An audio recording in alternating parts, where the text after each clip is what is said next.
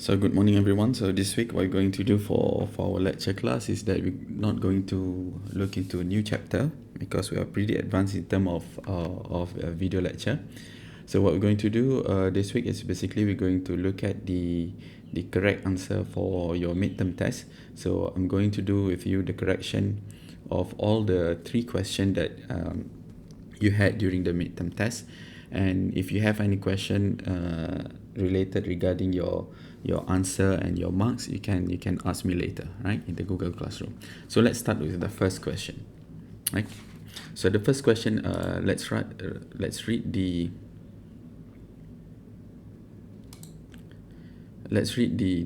question first and try to identify what the question asking for, right? So it says that draw an equivalent. So basically we have here, if you look at the figure, we have two figures.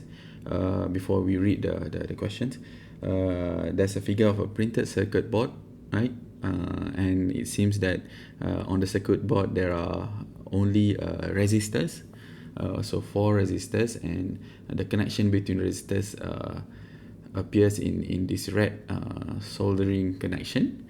And then the circuit board where you have the resistors is connected to a supply which is a battery, so it is a voltage supply with its indicated terminals of negative and positive marked by the wire color black and red, right?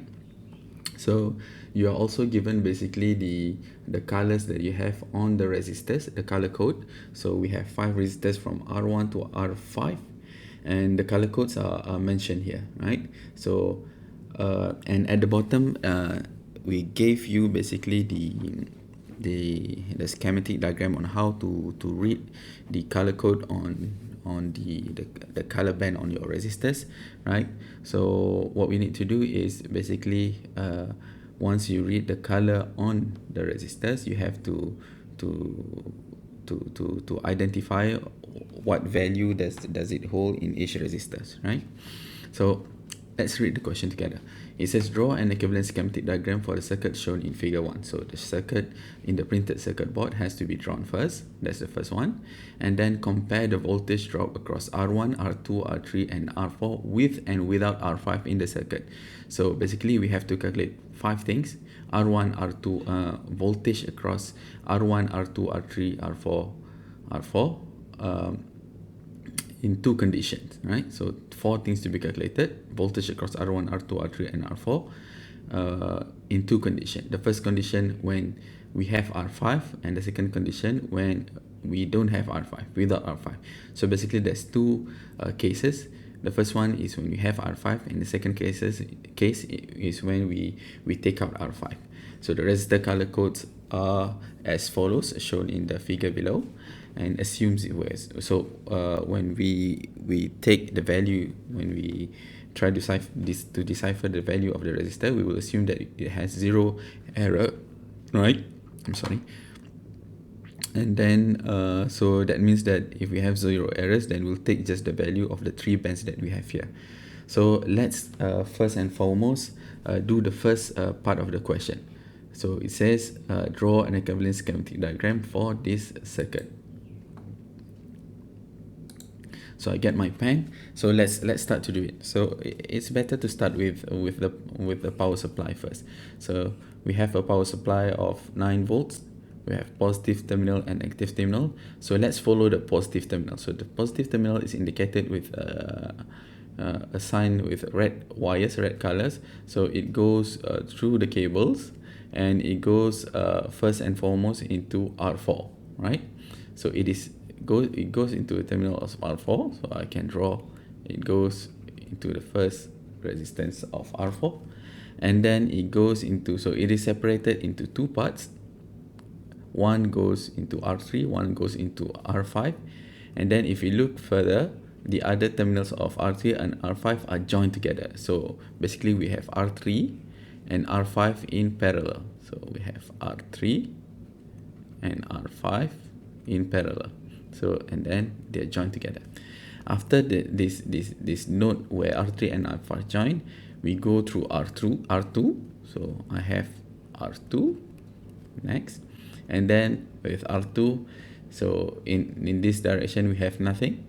In this direction we'll have R1, so it's connected to R1, and then R1 is connected to the black cable, which is the negative terminal. So it goes back to the negative terminal. So this is here we have the schematic diagram of the printed circuit board. So with this you'll get some marks if you completed this drawing, right? So let's take a look at the next question. So it says compare, so we have to do comparison. So there is two sets of calculation. What do we need to compare? Voltage drop across R1, R2, R3 and R4 with and without R5. So let's see, where is voltage drop R1, R2, R3 and R4. So voltage drop across R1, R2 and R3 and R4 are basically these voltages, right? It is the voltages across R1, R2 and R3 and R4. So I'll just call this voltage as VR1, VR2, VR3 and VR4, right? So these are the things that we need to calculate. So let's draw a table directly.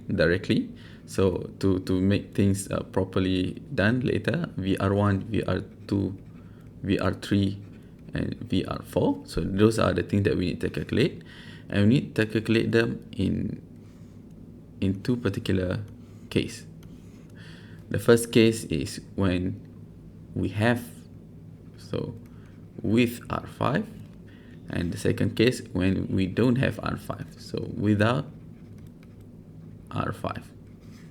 Okay, so there are basically 4 times 2, so there are 8 calculations that we need to make, and we'll see what are the calculations. So calculations is basically finding VR1, VR2, VR3 and VR4. So if we look here in terms of configuration, what we have here is basically a voltage divider. You can see this is basically a voltage divider, and we know from a voltage divider that if you want to calculate the output voltage, we can consider that VR1, VR2, VR3 and VR4 as the output voltage. We know that we have the formula of, so V output equals to the voltage input multiplied by the resistance where you want to measure it, the resistance of the divided voltage divided by the sum of all resistance in series, right? So this is the formula that we need to use to calculate the voltage output. So if you want to calculate, for example, V1 will be equals to V input. So in this case, V input, what is V input? V input is this 9 volts multiplied by R1 divided by sum of R. And then in this sum of R, there are 2 cases basically. The first case is when we have R5, and the second case when we don't have R5, without R5. So that's the first thing that we need to do is basically calculate the sum of R in these 2 cases. So what are the sum of R when we have R5 and we don't have R5? We'll go with the easiest one, without R5. If we don't have R5, what happens is basically we have R1 until R4 in series. So the sum of R in this case, so the sum of R without R5 equals to R1 plus R2 plus R3 plus R4. That's it. And what about if we have R5? So the sum of R with R5 will be equals to, so we'll have R1 in series with R2 in series with, so now it is in series with R3 parallel R5, right? So R3 parallel R5, and then later in series with R4. So what we need to do is basically the sum of all the resistance when we have R5 is R1 plus R2 plus is R3 parallel R5 plus R4. So there is this parameter that we need to find out. So what is R3 parallel R5 equals to?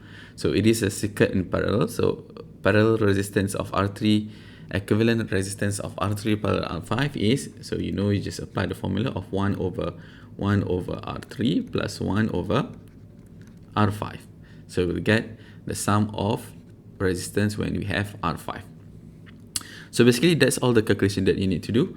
Once you find sum of R5 in the case with R5 and without R5, you can just plug in the value over here, and for V in you change it, you just replace it with 9 volts, and you replace the value of Ri with the resistance, the voltage on which you are interested in, then you'll get all the values, right? And you'll get all the values. So let's go into the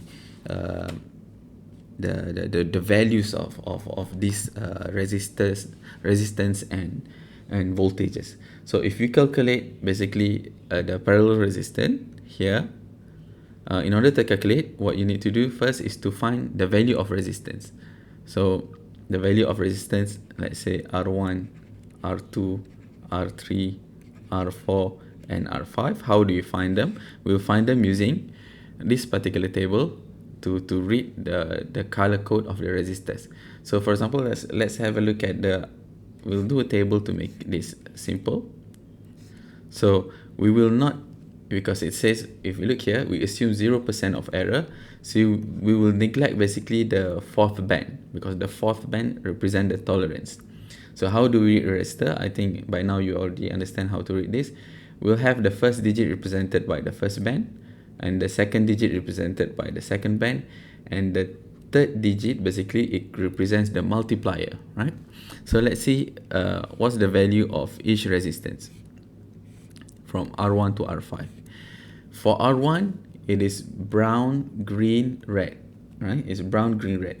Brown represent the value of 1, green represent the value of 5, and red represent the multipliers of 100. So that's how you read it. So at the end, what is the value? It's 1, 5 multiplied by 100. So 1, 5 multiplied by 100, 15 multiplied by 100, you'll get 1.5 kilo ohms. So that's how you read it. So let's do it, another one for the second one. So in R2, you have yellow, violet, orange. So if you look at yellow, the value is 4. Digit take a value of 4. And then violet, the band will take a value of 7. And orange, if you look at orange, where is orange?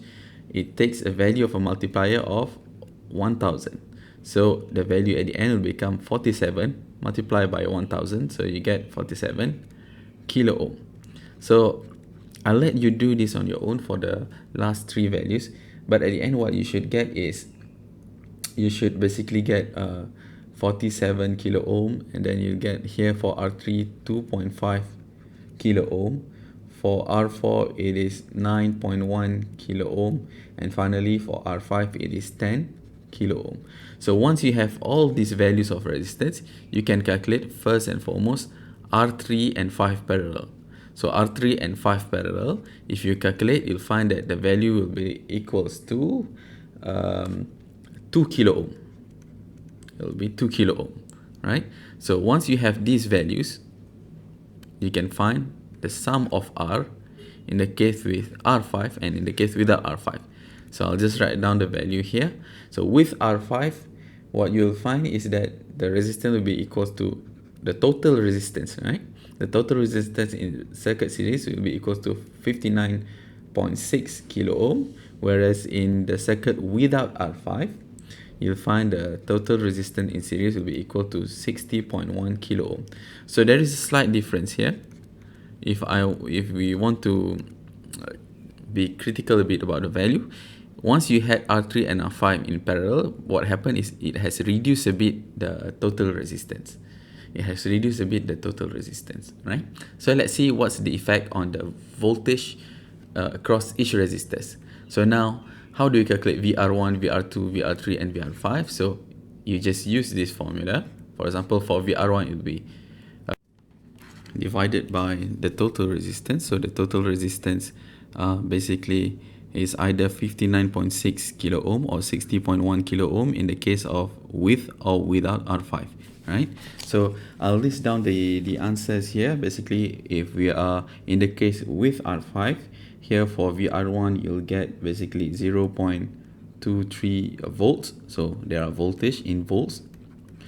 For VR2, voltage across resistance 2, you'll get 7.11 volts. For VR3, you'll get 0.30 volts. 1.30 volts, and finally for VR4, voltage across the resistance 4 will be equal to 1.36 volts. For the case without R5, you'll find the first one at 0.23. It's basically, if you take three significant figures, it'll be a bit smaller. In VR2 it will become 7.05, and VR3 it's 0.38, and VR4 it is 1.35, right? So that's all the answer that you have, that you should find. Basically there are 8 answers that you should find, right? So if you get all correct, then you should get all the marks that are provided.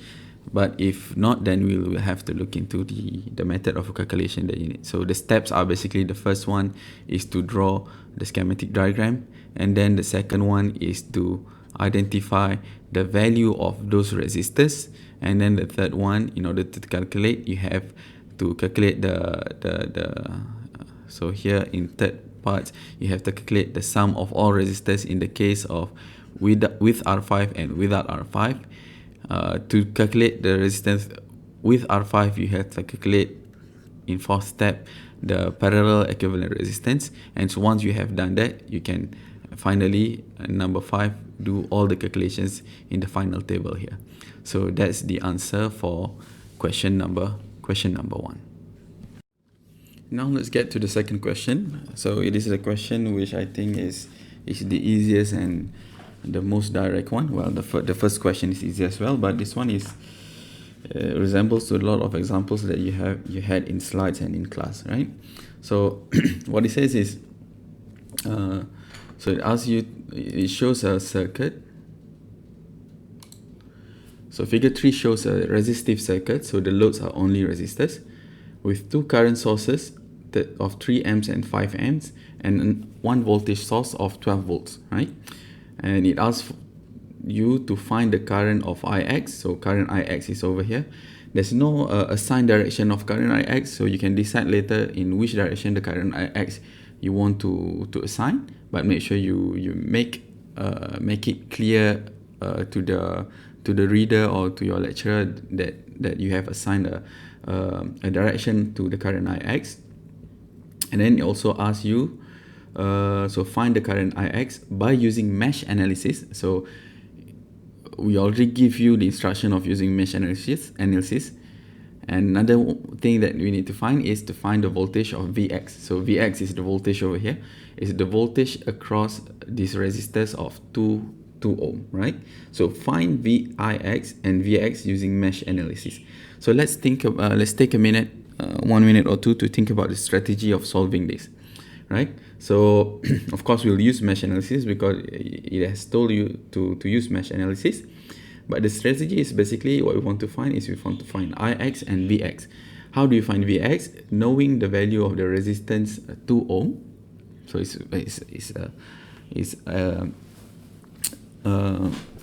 an extremely small value of resistance, but nonetheless. So let's see, if you want to find the value of this voltage, what we need is basically to find the value, the current across this resistor, because by Ohm law, if you know the current and the value of the resistance, then the voltage is just the product of the current I and the resistance R, right? So it all comes down to determining or finding the current that circulates in each mesh. In each mesh. So there are 3 mesh. So we will first and foremost assign 3 currents in these 3 mesh. So let's do it. So let's say I'll assign the direction of a first current in the first mesh as this direction, I1. I'll call the bottom mesh as the mesh with direction of current I2, and the third mesh I3 on the right hand side, right? So once we have assigned the direction of the current, what we need to do is to assign and identify the direction of the voltages, because later what we need to do is we will use mesh analysis. So what is mesh analysis? Mesh analysis is basically writing KVL in each mesh, right?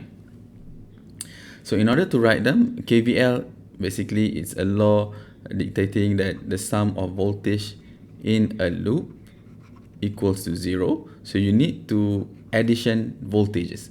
So voltages have a certain direction. So let's identify the direction of the voltages.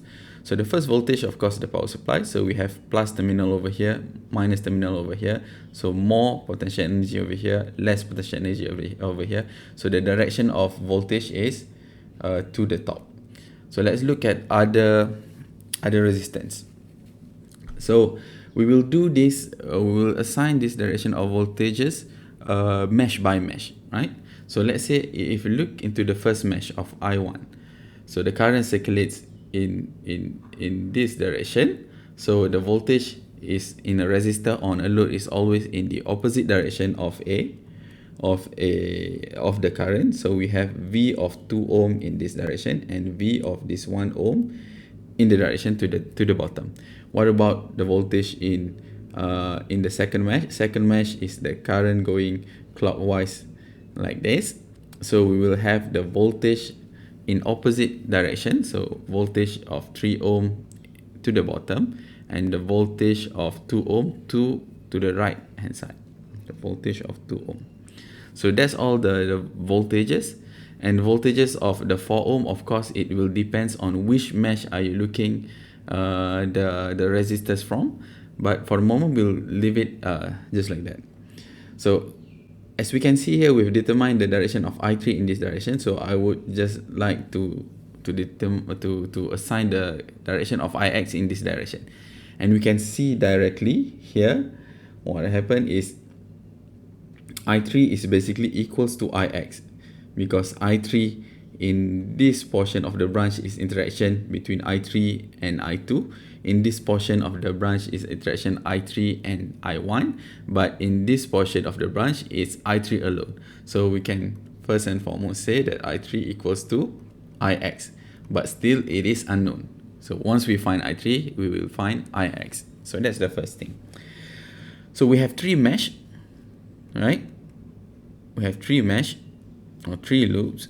Therefore, we will have 3 currents, I1, I2, and I3 that we want to find. So how do you find this? So as you know, we have 3 parameters or variable that we want to find. So we need to have a system of equation that have at least 3 equations. A system of 3 equations with these 3 variables. So where will this 3 equation come from? Well, it could come from the mesh, or it could come from other things that is obvious. For example, what are the things that is obvious? Let's look at, for example, we have current supply here. Let's look at this current supply of 3 amps. What is this 3 amps?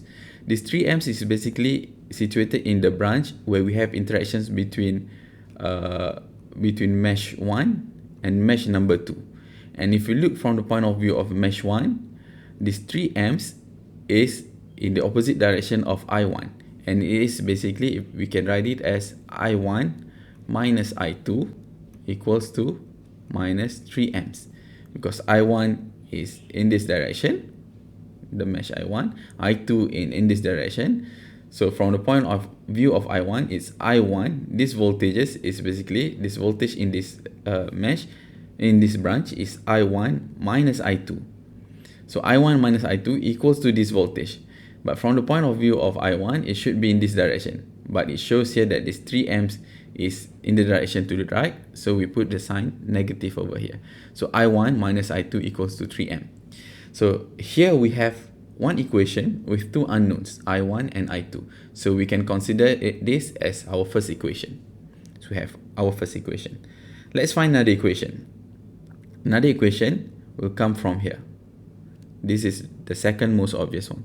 So we have 5 amps, which is the interaction between I3 and I2. So we have I3 on this side, and we have I2 on this side. So if we look from the point of view of I2, I2 goes in this direction. It's I2, and I3 goes in the opposite direction. I is I2 minus I3, And what is it equals to? So the direction of phi m is in the opposite direction of I2, so it's equals to minus 5 amps. So here we have our second equation where we introduce the variable of I2 and I3. So now we have two equations. Good, two equations. Are there any other obvious characteristic of the circuits that can give us this kind of equation? Well, no, because there are no others current supply. So what we need to do for the third one is basically to find a mesh where you can write a KVL in it. So which mesh do you want to use? In KVL means that we'll write the sum of voltage equals to 0, right, in a loop. This loop cannot have a current source. Why? Because if we have a current source, in the current source we know the value of the amperage of the current, but we don't know what's the value of the voltage across it, or even the direction of the voltage. So we cannot include the mesh where we have, let me change the color of my pen. So we cannot basically have the mesh, the branch in the mesh where we have the voltage supply, the current supply. So we cannot use this branch, and we cannot use this branch for our mesh. So if we cannot use this branch here of 3 amps and the branch on 5 amps, it means the only branch that's left is basically the outer branch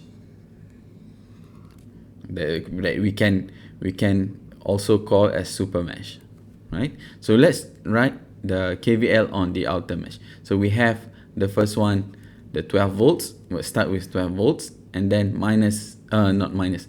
Let's see, it's minus or plus. So we have, let's say I go across the mesh in this direction because I have 12 volt in this direction, positive 12, and then we have V2 ohm, in which the direction is following direction of my 12 volts, so it's plus the voltage. So the voltage is basically the resistance 2 multiplied by the currents. What is the current over here? The current over here is basically, it's I1, right? And then we go next, we arrive here, it is plus, also plus 1 ohm multiplied by I1, and then we arrive here, it is 3 ohm multiplied by I, now it's I2, and plus, also in the same direction, it's V across 2 ohm, it's 2 multiplied by I2 equals to 0. So in here, if I re-simplify everything, because we have 12, we have multiple I1 and multiple I2. So here what happened is we will have basically 2 plus 1 is 3 I1 plus 5 I2 equals to, I bring 12 to the other side, equals to minus 12 volts, right? So this is basically our third equation. We have I1 and I2 and a constant in the equation. So now we have our three equations and the three unknowns, which are I1, I2 and I3. So now we can solve the problem, the system of equation. So what you need to do is to write it in form of matrix. So there will be a 3 by 3 matrix of coefficients multiplied by the matrix of unknown equals to a certain constant. And the unknown that we're looking for is, of course, I1, I2 and I3. So the first equation is, if you look at first equation, I1 minus I2 equals to minus 3M. So I1 here, that's 1, minus I2, so minus 1, there is no I3, 0 equals to minus 3 amps. In second equation, we have I2 minus I3, so I2, there is no I1, I2, so 1 over here, minus I3 minus 1 over here equals to minus 5, right? And then finally, we have the third equation, 3I1 plus 5I2, so 3I1 plus 5I2, there is no I3, 0 over here, and is equal to minus minus 12. So this is the system of equation that you need to solve. So I'll let you solve it using your calculator or using Cramer's rule, whichever you prefer. So you will find that I1, I2, and I3. So it will be equals to, so I'll give you the answer to this. So I1 is equals to minus 3.375 amps. I2 equals to minus 0.375 amps. And I3 equals to 4.625 amps. So these are the answers for I1, I2, and I3. So the question is, are we done? Have we finished the exercise? No, not yet. Why? Because the question asks for Ix and Vx. So what we need to find is not I1, I2, and 3. It's Ix and Vx. So what is Ix? We've seen previously that Ix is I3. So Ix is I3 equals to 4.625. So this is the first answer. What about Vx? Where is Vx? Vx is the voltage over here across the 2 ohm. So you just use ohm law. So Vx is basically 2 ohm multiplied by I. Which I is it? It's I1. So 2 multiplied by I1. So I1 we have it here. 2 multiplied by I1 means we will get Vx equals to minus 6.75 volts. So that's the answer for Vx. So there you go, all the calculation steps and the answer today. So now finally we get to the third question, right? So the third question, if we read together the question, it says a figure 4 shows an electrical circuit with an assigned ground. So we have here at the bottom the circuit in figure 4. So it is a circuit with a reference ground. So the ground is referenced over here. So what does it mean when we have a ground? When we indicate a ground, basically it means that every time when we ask for measurements of any voltages inside the circuit, it will be measured in reference to the ground. It means that we measure the potential difference between the point that we're interested in compared to the voltage at the ground, which is 0, right? So let's analyze a bit the circuit.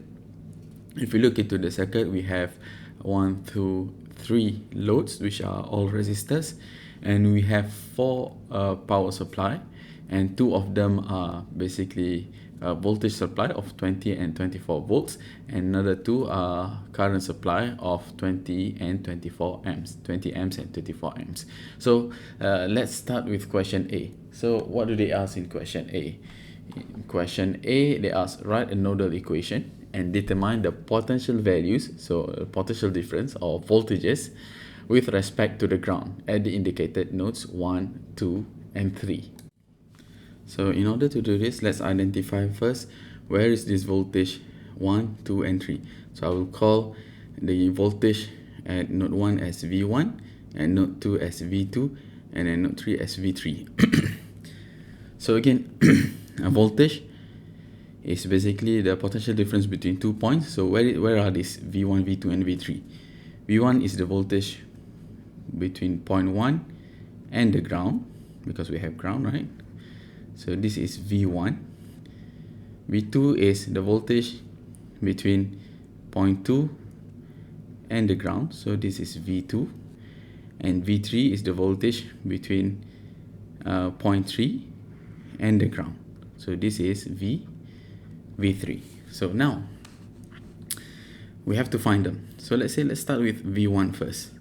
What is V1? If you look at V1 is between this point and the ground, and we can see that this point and the ground is basically the same voltage across this voltage supply. Why?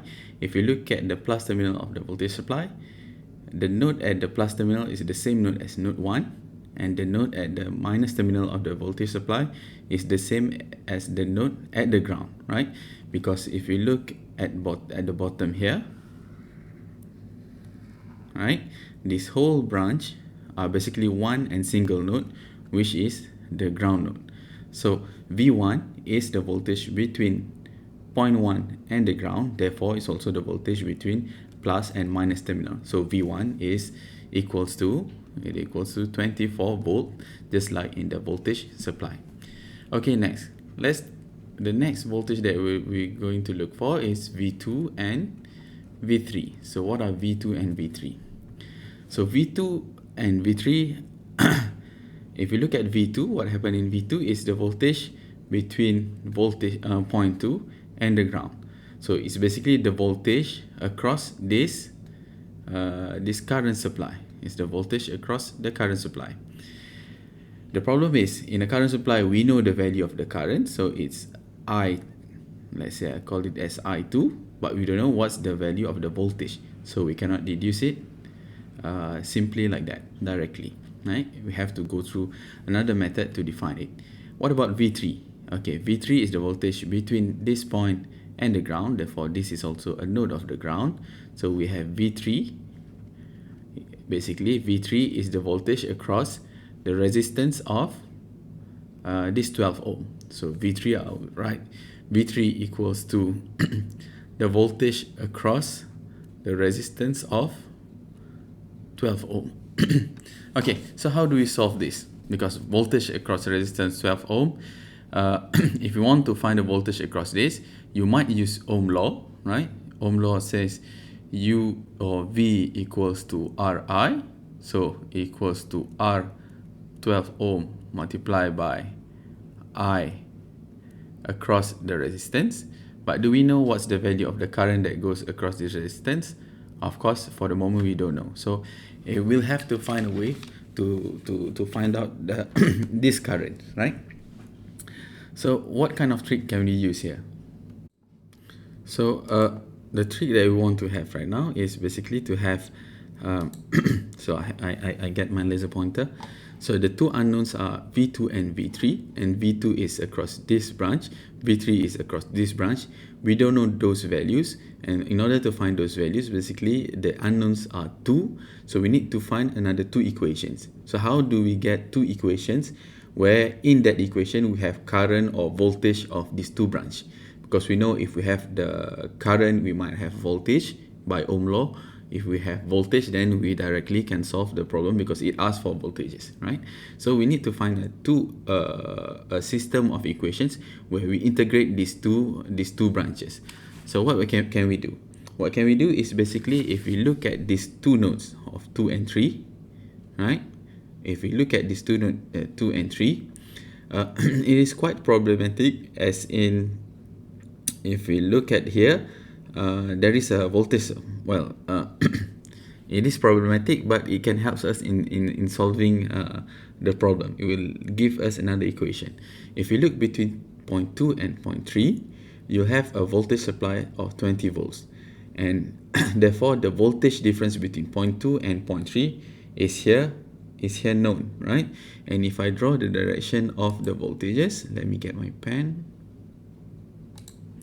So the 20 volts have the plus terminal on this side, negative terminal on this side. So if I draw the direction of potential difference, this is the direction of potential difference of 20 volts. So what is this 20 volts? This 20 volts is the difference between V3 and V2. So we get another equation. So we can write, let's say, the first equation. Remember, there are two unknowns.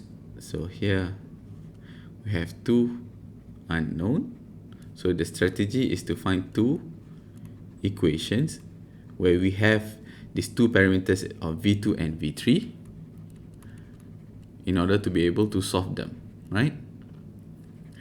So the first equation is basically the equations of these voltages. So how do we write this? This voltages 20 volts is basically equals to V3 minus V2. So this is equation number 1. V20 equals to V3 minus V2. So that's one equation. So where can we find another equation where we can have V2 and V3? What is it? So another thing that we can do is, so we've used these voltages, this voltage. Another thing that we can do is to look at the node 2 and 3. If I get my pointer back. If we look at this node 2 and 3, we can consider this node 2 and 3. In order to neglect what happens in the middle, we can consider them as a super node. right? Can consider them as a supernode. It is a supernode where the branch that's connected to this supernode, there are 4 of them. There are this branch connected to the node, this branch, and this branch. So let's draw the supernode. Get my pen back.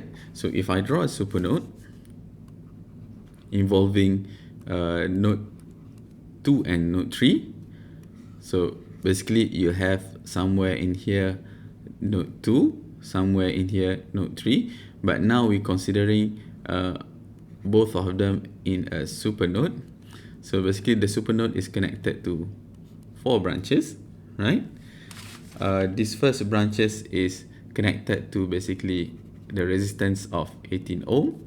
This branch is connected to a current supply of 20 amps. This branch is connected to a resistance of 12 ohm, and this branch is connected to a current supply of 24 amps. So we have a node connected to four branches, right? So let's give a name, assign a name to these branches. So in order, if we have a node, then it means we can write KCL, right?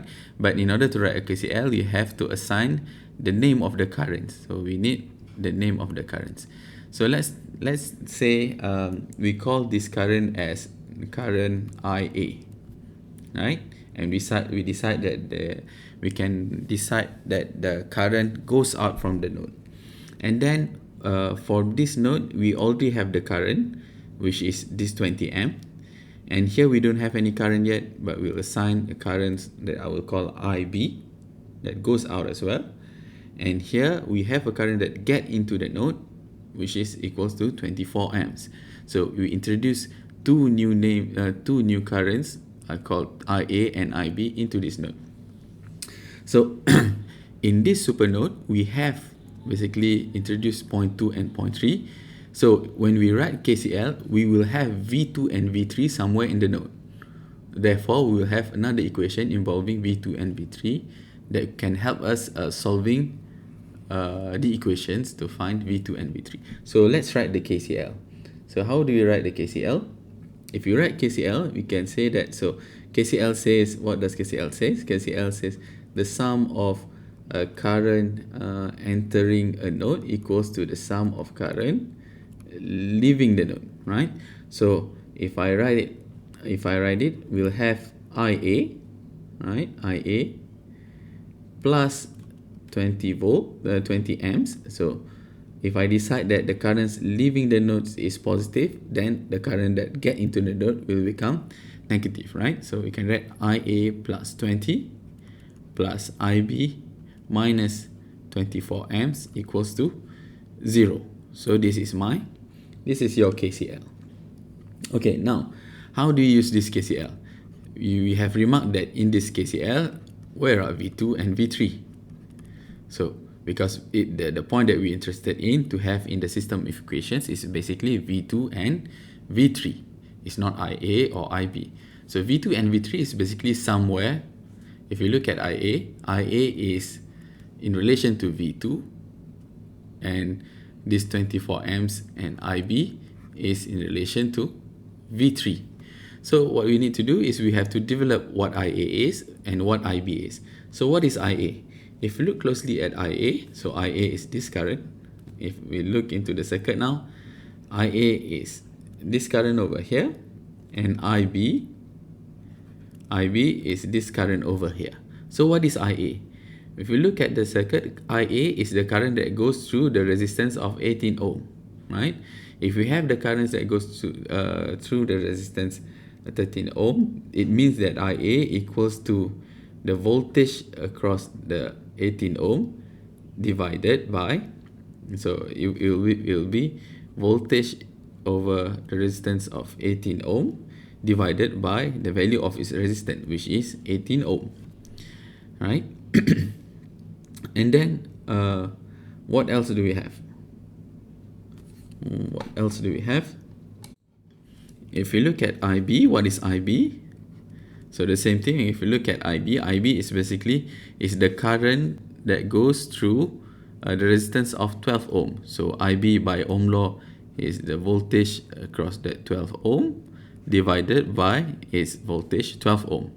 And then if we move this 20 and 24 on the other side of the equations, what we'll get is that we'll get IA plus IB equals to, so 24 minus 20 becomes 4 amps, right? And then if we replace IA and IB with the equation from the Ohm law, we will get that IA is V18 ohm divided by 18 plus V12 ohm divided by 12 equals to 4, right? So now V18 ohm and V12 ohm is still not V2 and V3. So we have to deduce what is V18 ohm and what is V12 ohm. What is V18 ohm? The voltage across the 18 ohm over here. Voltage across the 18 ohm is basically the difference potential between node 2 and node 1. So it is basically V2 minus V1 divided by 18. So now we make appear V2 over here. So it is getting better. What about V12 ohm? So V12 ohm is basically, where is V12 ohm? V12 ohm is basically this V3. If you look at V12 ohm is just V3. So we can write V3 over 12 equals to 4. So now we make appear V3.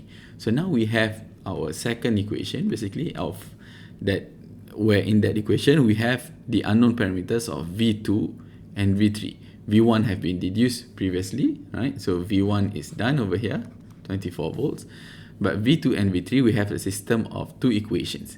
So what are the system of two equations? The first one is this equation, second one is here. So if I rewrite the system of equation, so the first equation is basically V3 minus V2 equals to 20, and the second equation is V2 minus, so V1 is 24 over 18 plus V3 over 12 equals to 4. So these are our two system of two equations with two unknowns of V2 and V3, right? So what you need to do is basically to solve this equation. And if you solve this equation, what you will get is basically, you will get at the end that, so I skip the calculation, I'll let you do the calculation, right? It's just a resolution of system equation. You'll get that in the final answer, V2 equals to minus 2.27 volts, and you'll get V3 equals to 17.73 volts. So these are the value of V2 and V3 that you should find, right? So that's the solution for the first question, for the question A, to get 10 full marks. Okay, now let's go to question B. In this question B, it asks for, what does it ask for? Determine the current flows through the resistors through the resistors 18 ohm and 12 ohm. So the resistance 18 ohm is over here, resistance 12 ohm is over here. So it asks for, basically it asks for the current that we call IA and IB. So let's say I'll write question B over here. It asks for IA and IB. So IA is the current through the 18 ohm, IB is the current through the 12 ohm resistor. So this is very simple. So it's just 4 marks. So basically IA, you just use Ohm law, right? I equals to U, the voltage over currents. So it's the voltage across that resistance. So voltage across that resistance of 18 ohm divided by 18. And for IB, or I over 12 ohm, the current across 12 ohm resistor is equals to V voltage of the 12 ohm resistor divided by the value of its resistance, which is 12. So where can we find this value of V18 ohm and V12 ohm? Well, it is basically the value that we have found over here, right? This is V18 ohm, this is V12 ohm. So V18 ohm is basically V2 minus V1 divided by 18. So over here. And V12 divided by 12 for IB, it is basically equals to V3 divided by 12. It is the one that we have calculated over here. So at the end, you'll find the answer that I across, the current across the resistor of 18 ohm will be equals to minus 1.46 amps, and the current across the voltage of 12 ohm will be equals to 1.48 amps. So these are the two answers to get full 4 marks, right?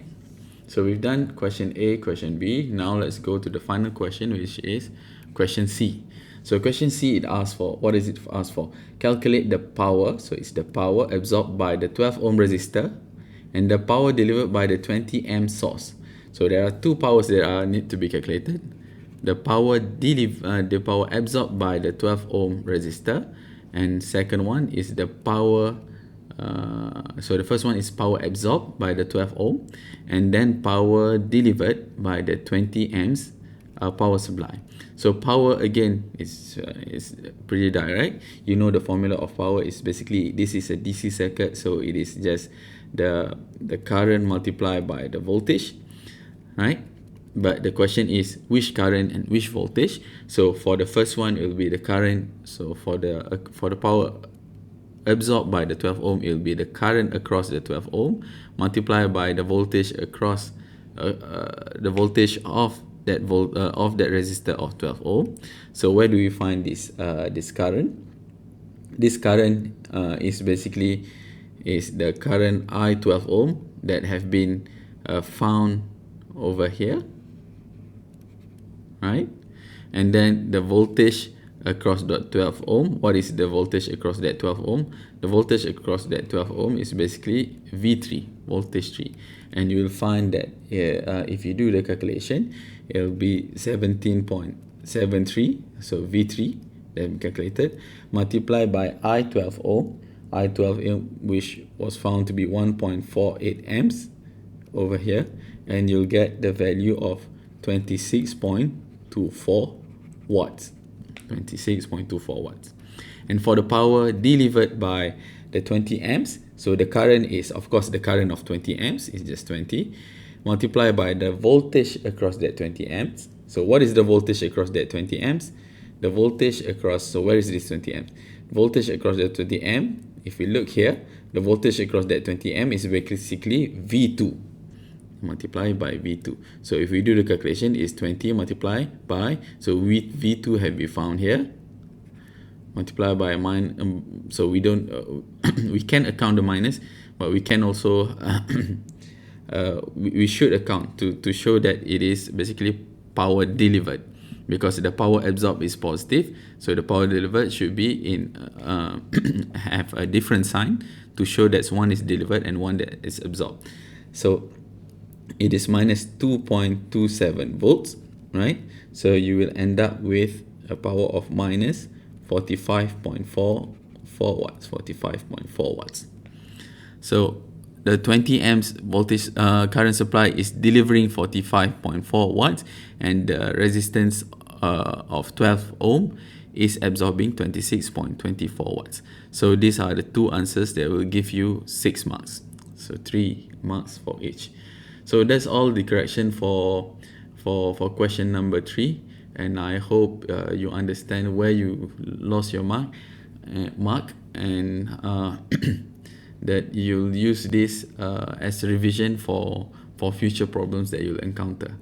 So basically, all of these are just applications of all the